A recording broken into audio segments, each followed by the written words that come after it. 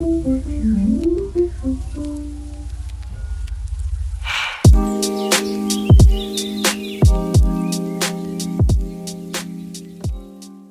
Afternoon बच्चों। आज मैं आपसे कुछ बातें बोर्ड से रिलेटेड करना चाह रही हूँ। बोर्ड सुनते ही हाथ पैर कांपने लगते हैं, पसीना छूटने लगता, हवा सा। और हमारे भारत में तो बहुत ज़्यादा हवा बनाया कि भाई बोर्ड है, बोर्ड है, बोर्ड है। अरे बोर्ड भी एक परीक्षा है, जैसे पिछले 9-10 साल से आप देते आ रहे हैं, जबकि उससे इजी है। क्यों? It is made by the series of expertise. उन बुद्धिजीवियों के द्वारा परीक्षा बनाती है जो हजारों साल से बोर्ड के पेपर सेट कर रहे हैं। वो बिलो एवरेज, इंटेलिजेंट, क्रिएटिव, हर बच्चे के हिसाब से पेपर सेट करते हैं। और कभी भी किसी एक सेटर की ये इच्छा नहीं रहती कोई बच्चा फेल हो।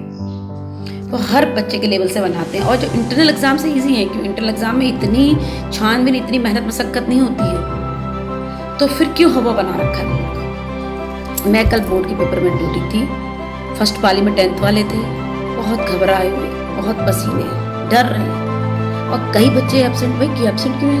बोर्ड की परीक्षा है, साल भर से पता था, तैयारी कर रहे थे और फिर भी देने नहीं आए।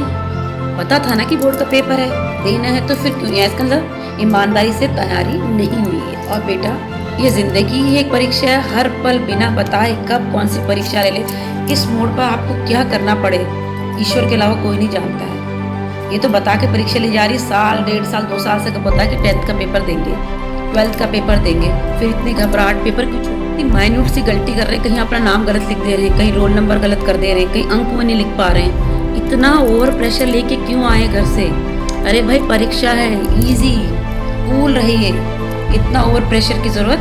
सिंपल सा है। जैसे आप इतने सालों से परीक्षा दे रहे हैं, वैसे इस परीक्षा को दीजिए लाइट मोड में। क्लास में इंटर कीजिए, सीट में बैठिए, अपने जिस भी को पूछते हैं, जिस देवता को, भगवान को, प्रभु को मानते हैं, उसको याद कीजिए।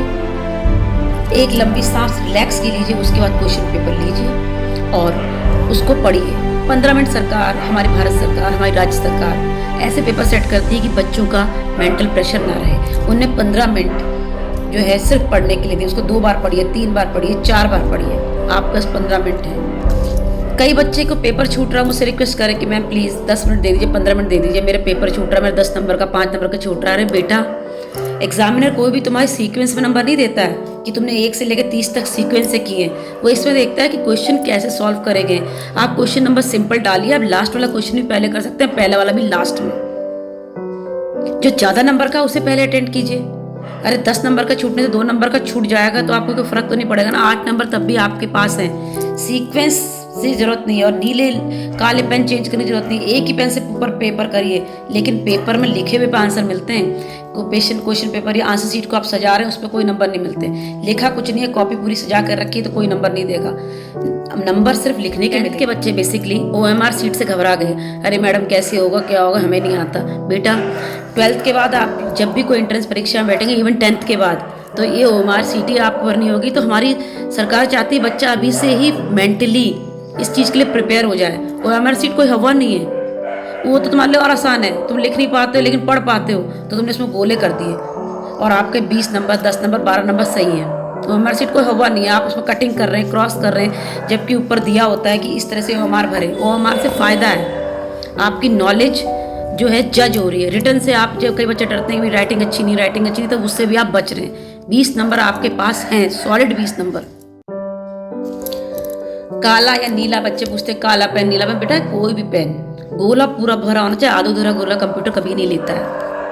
जब आप आगे कभी परीक्षा देंगे तो आपको इन्हीं OMR सीट में ये गोले करने होंगे। आधे अधूरे गोले, इनकम्प्लीट गोले, कटिंग वाले मान्य नहीं होते हैं। ना इसमें फ्लूइड चलता है, ना ब्लेड चलता है।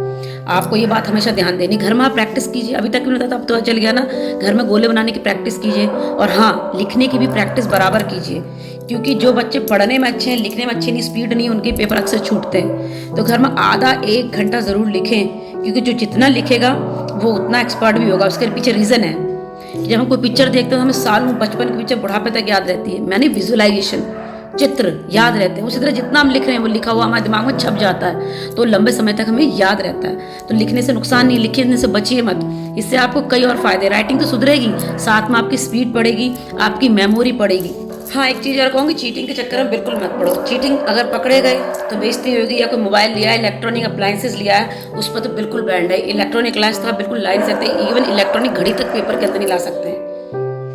आप ईमानदारी से पढ़िए, जितना पढ़ रहे हैं, 10 चैप्टर है, 5 पढ़िए, 5 में से आप इतना तो कर ही लेंगे कि आप एग्जाम को क्लियर कर ले। चीटिंग के चक्कर में बिल्कुल मत पढ़िए। इतनी जीवन है आगे, इतनी परीक्षाएं होंगी, आज चीटिंग करके क्या आपको फायदे मिल जाएंगे? या 2-4 नंबर एक्स्ट्रा ले आएंगे, उससे क्या फायदा होगा? नॉलेज तो वही है ना जो थी।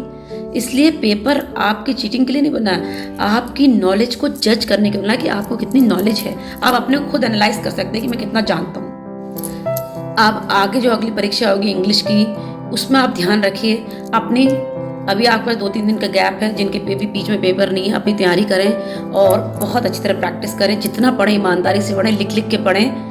जो चीज़ भी याद करें उसे लिखें जरूर, एक बार। लिखने को टाइम वेस्ट बिल्कुल ना समझें, ये मैं पक्का कहूँगी, क्योंकि लिखा हुआ आपका जीवन में याद रहेगा और आगे जब भी कोई परीक्षा देंगे तो ये चीज़ें आपको ज़रूर काम आएंगी। मोस्टली हिंदी और इंग्लिश लैंग्वेज।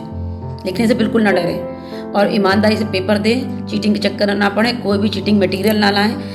हमारी राज्य सरकार पूरी कोशिश करती है। जब से हमारी राज्य सरकार ने इस टाइप के पैटर्न चेंज करने, नए नए एक्सपेरिमेंट लाने किए, बच्चों ने आत्महत्या, फांसी जो सुनने को रोज मिलती थी, अब नहीं मिलती है, क्योंकि हमारी सरकार बराबर कोशिश कर रही है कि बच्चे कैसी पासिंग मार्क तक तो आ जाएं, अच्छे नंबर ले आएँ। पूरी कोशिश कर रही है। तो बेटा आप भी कोशिश करिए, थोड़ी बहुत मेहनत करिए। 365 दिन नहीं पढ़ा तो 10 दिन तो पढ़ ही सकते हैं, ताकि आप ईमानदारी से पेपर दे सकें। और OMR का बिल्कुल हवा मत मानिए, OMR आपके बेनिफिट के लिए। 20 नंबर आपके हाथ में है, सिर्फ गोले करने के। घर में गोले की प्रैक्टिस करिए। बस इन्हीं शुभकामनाओं के साथ मैं कहूँगी, ख्वाब टूटे हैं मगर हौसले जिंदा हैं। ख्वाब टूटे हैं मगर हौसले जिंदा हैं। हम वो हैं जहाँ मुश्किलें शर्मिंदा हैं। तो मुश्किलों से, हर्डल से मत डरिए, मेहनत करिए और बिल्कुल अपसेट मत रहिए। सारे पेपर दीजिए और ईश्वर आपको सफल करे, आपका जीवन मंगलमय करे। जय हिंद, जय भारत।